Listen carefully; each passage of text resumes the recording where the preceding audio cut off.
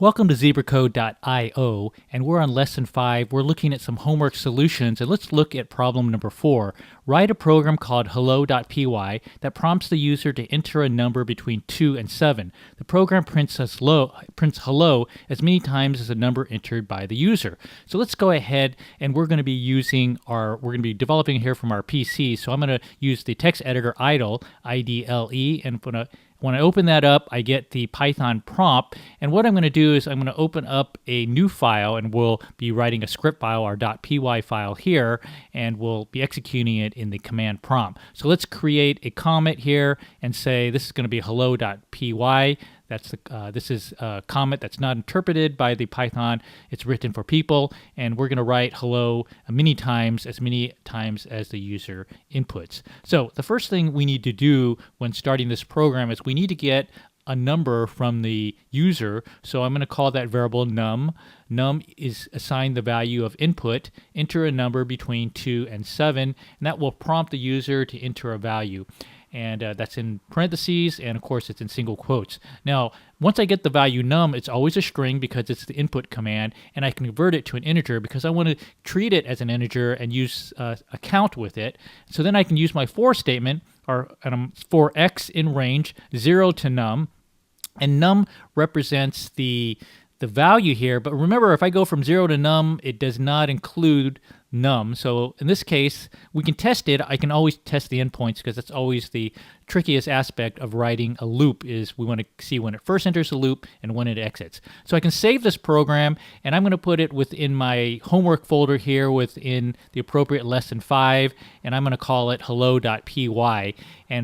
And remember, this has to be saved as a .py file. So the next thing we can do is we can run it, and I'm going to open two windows here. We're going to have the command prompt, and that's our command prompt where we can actually execute the code. And then also we're going to have our idle text editor where we can edit the code if we need to. And it's good to set these up as two screens. Now, it's always have to have them side by side, so it's easy to switch back and forth between the two. So I'm going to resize the idle program here, and it's easy to go back now between the command prompt and my editing code here. So I can edit the code in idle and execute the code here in the command prompt. So now I'm in the command prompt, and I can cd to the appropriate location of the hello.py file that we just created. I'm going to cd within my documents and then my HW folder, and then go within lesson 5. And I can now execute the code just by typing Python hello.py. Now this will run the code that we just wrote, and it prompts the user to enter a number between 2 and 7. I'm going to enter 2, and I get hello, hello. Now I'm going to enter, again, let's run it with 7, and we get hello, hello, hello. We get it 7 times. Now, what if I want to change the program slightly? Instead of having a new line each time, having 2 hellos in new lines, or 7 hellos with 7 lines, what if I want to make it all in one line?